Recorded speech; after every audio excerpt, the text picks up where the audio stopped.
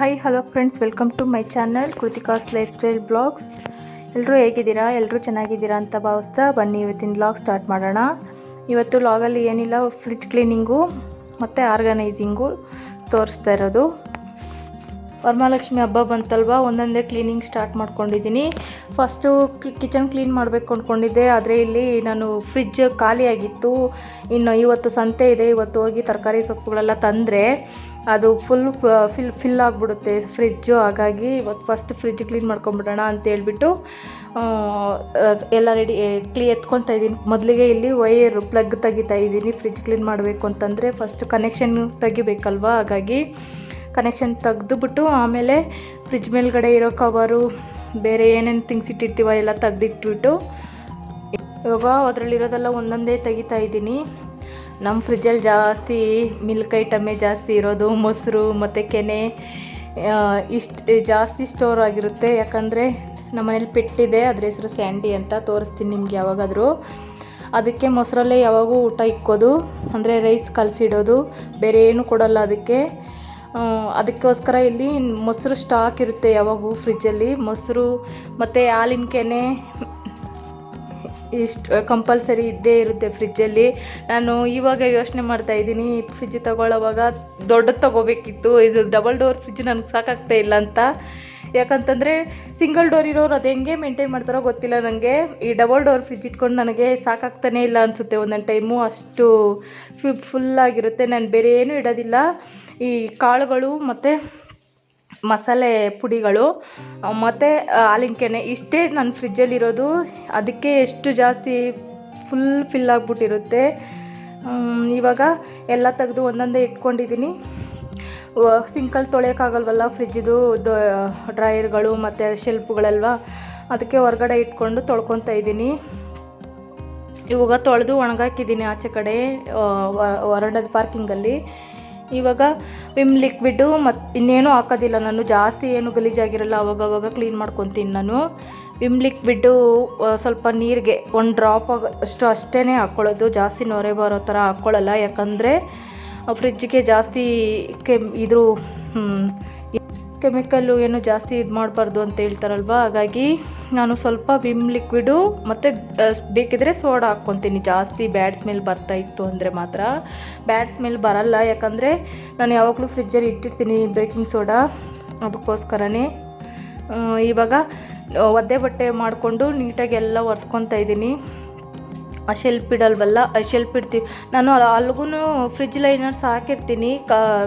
ಏನನ್ನ ಸ್ವಲ್ಪ liquid item ಏನಾರ ಲೀಕೇಜ್ ಆಯಿತು ಅಂತ ಅಂದ್ರೂ ಅದನ್ನು ಲೈನರ್ ಎತ್ತಿ ಕ್ಲೀನ್ ಮಾಡ್ಕೋಬೋದು. ಫ್ರಿಜ್ ಮ್ಯಾಟ್ ಇದೆಯಲ್ಲ, ಅದು ಮೀಶೋದಲ್ಲಿ ಆರ್ಡ್ರ್ ಮಾಡಿದ್ದು.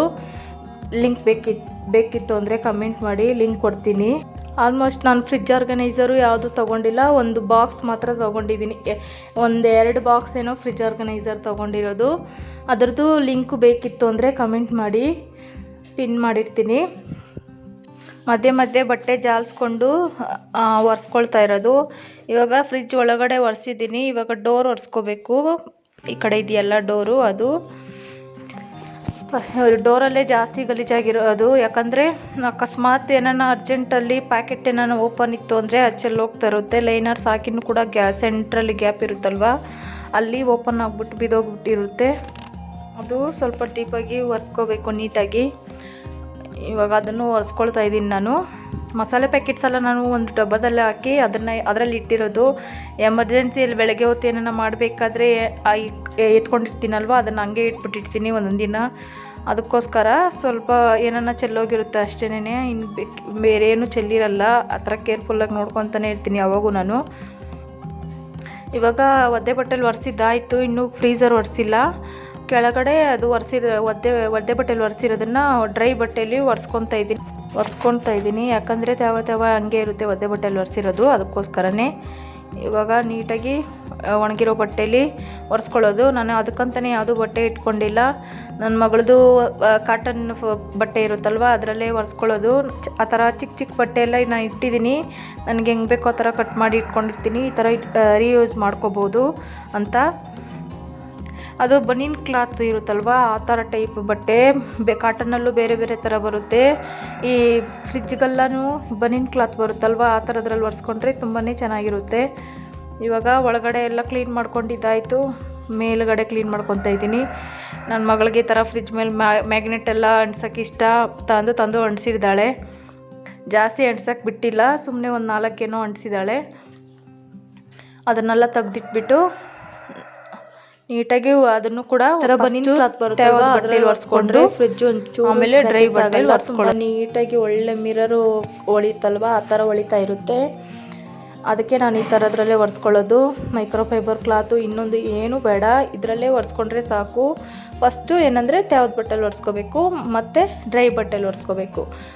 ತುಂಬಾ ಚೆನ್ನಾಗಿ ಡೀಪಾಗಿ ಕ್ಲೀನ್ ಆಗುತ್ತೆ ಪಳ ಅಂತ.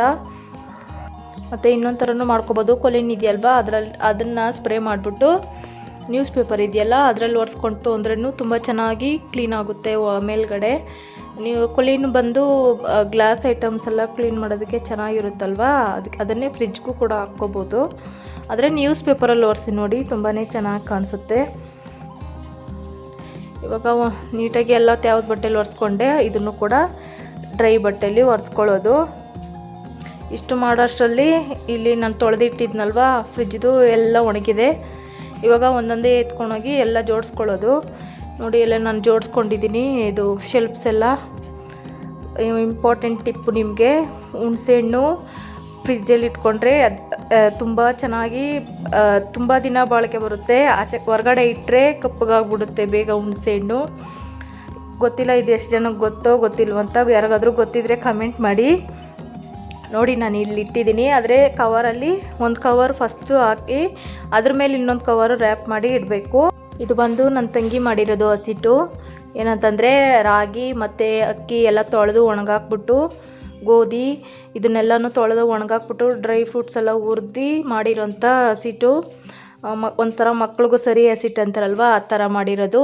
ನನಗೆ ಗಂಜಿ ಕಾಯಿಸ್ಕೊಳಕ್ಕಂತ ಕೊಟ್ಟಿರೋದವಳು. ನಾನು ಹೊರಗಡೆ ಇಟ್ಟರೆ ಹುಳ ಬೀಳುತ್ತೆ ಅಂತ ಹೇಳ್ಬಿಟ್ಟು ಫ್ರಿಜ್ಜಲ್ಲಿ ಇಟ್ಕೊಂಡಿದ್ದೀನಿ. ಇದು ಖಾರದ ಪುಡಿ ಫ್ರಿಜ್ಜಲ್ಲಿ ಇಡೋ ಅವಶ್ಯಕತೆ ಇಲ್ಲ. ಬಟ್ ನಾನು ಈ ಟೈಮಲ್ಲಿ ಏನಂದರೆ ಕ್ಲೈಮೇಟು ಒಂಥರ ಹನಿ ಗಾಳಿ ಜಾಸ್ತಿ ಬೀಳ್ತಿರೋ ಟೈಮಲ್ಲಿ ಮಾಡಿರೋದು ಖಾರದ ಪುಡಿ ಖಾಲಿ ಆಗಿಬಿಟ್ಟಿತ್ತು ಅಂತ ಹೇಳ್ಬಿಟ್ಟು. ಅದು ಸ್ವಲ್ಪ ದಿನ ಹೊರಗಡೆ ಇಟ್ಟಿದ್ದವಾಗ ಗೂಡು ಕಟ್ಟೋದಕ್ಕೆ ಸ್ಟಾರ್ಟ್ ಆಗಿತ್ತು. ಇದು ಇಷ್ಟು ಕೆಟ್ಟೋಗುತ್ತೆ ಅಂತ ಹೇಳ್ಬಿಟ್ಟು ನಾನು ಫ್ರಿಜ್ಜಲ್ಲಿ ಎತ್ತಿಟ್ಬಿಟ್ಟೆ, ಜಡಿ ಹಿಡಿದ್ಬಿಟ್ಟು. ಅದು ಖಾಲಿ ಆಗೋವರೆಗೂ ಫ್ರಿಜ್ಜಲ್ಲೇ ಇರುತ್ತೆ. ನಾನು ಆಲ್ಮೋಸ್ಟ್ ಯಾವಾಗೂ ಫ್ರಿಜ್ಜಲ್ಲಿ ಇರೋಲ್ಲ ಖಾರದ ಪುಡಿನ. ಚೆನ್ನಾಗಿ ಮೆಣಸಿನ್ಕಾಯಿ ಒಣಗಿಸಿ ಬಿಸಿಲಲ್ಲಿ ಪುಡಿ ಮಾಡಿ ಇಟ್ಕೊಂಡ್ರೆ ತುಂಬ ದಿನ ಆಚೆ ಕಡೆ ಇರುತ್ತೆ, ಏನೂ ಆಗೋದಿಲ್ಲ, ಹುಳ ಕೂಡ ಬೀಳಲ್ಲ. ಇವಾಗ ನೋಡಿ ಒಂದೊಂದೇ ಜೋಡಿಸಿಟ್ಕೊಂಡಿದ್ದೀನಿ. ಮೇಲ್ಗಡೆ ಫುಲ್ಲು ಹಾಲಿನ ಕೆನೆ, ಮೊಸರು ಇಷ್ಟು ಇರೋದು. ಮೊಟ್ಟೆದು ಆರ್ಗನೈಸರ್ ಇಲ್ಲ ನನ್ನ ಹತ್ರ, ಅದಕ್ಕೋಸ್ಕರ ಇಲ್ಲಿ ಬಟ್ಟಲಲ್ಲಿ ಹಾಕಿಟ್ಟಿದ್ದೀನಿ. ಕೆಳಗಿನ ಸ್ಟೆಪ್ಪಲ್ಲಿ ಹಸಿಮೆಣಸಿನ್ಕಾಯಿ, ಅವಲಕ್ಕಿ ಮತ್ತು ದೋಸೆ ಹಿಟ್ಟು ಅದನ್ನೆಲ್ಲನೂ ಇಟ್ಕೊಂಡಿದ್ದೀನಿ. ಮತ್ತು ಥರ್ಡ್ ಸ್ಟೆಪ್ಪಲ್ಲಿ ಕೊತ್ತಂಬರಿ ಸೊಪ್ಪು, ಪುದೀನ ಸೊಪ್ಪುಗಳು ಬೇಗ ಖಾಲಿ ಆಗಿಬಿಡುತ್ತೆ, ಅದಕ್ಕೋಸ್ಕರ ಅದು ಕವರಲ್ಲೇ ಇಟ್ಟಿದ್ದೀನಿ ನಾನು. ಹೇಳಿದ್ನಲ್ವ ಆರ್ಗನೈಸರ್ ಜಾಸ್ತಿ ಏನು ಇಟ್ಟಿಲ್ಲ ಅಂತ, ಅದಕ್ಕೋಸ್ಕರನೇ ಎಲ್ಲ ಕವರಲ್ಲಿ ಸ್ವಲ್ಪ ಇಟ್ಟಿದ್ದೀನಿ. ಇಲ್ಲಿ ತರಕಾರಿ ಈ ಥರ ನೆಟ್ ಬ್ಯಾಗ್ಸಲ್ಲಿ ಹಾಕಿಟ್ಟಿದ್ದೀನಿ. ಈ ಥರ ಹಾಕಿಟ್ರೆ ತುಂಬ ದಿನ ಒಂದು 15 ಡೇಸ್ ಆಗೋಷ್ಟು ಚೆನ್ನಾಗಿ ಫ್ರೆಶ್ ಆಗಿರುತ್ತೆ ತರಕಾರಿ.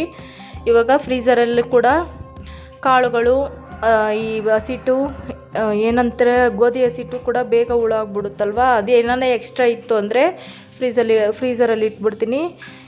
ಜಾಸ್ತಿ ಏನು ತರಲ್ಲ, ಸ್ವಲ್ಪನೇ ಹೊರಗಡೆ ಇಟ್ಕೊಳ್ಳೋದು. ಇದರಿಂದ ನಾನು ತೆಗೆದಿಟ್ಕೊತೀನಿ ಡಬ್ಬಗೆ ಹಾಕಿ.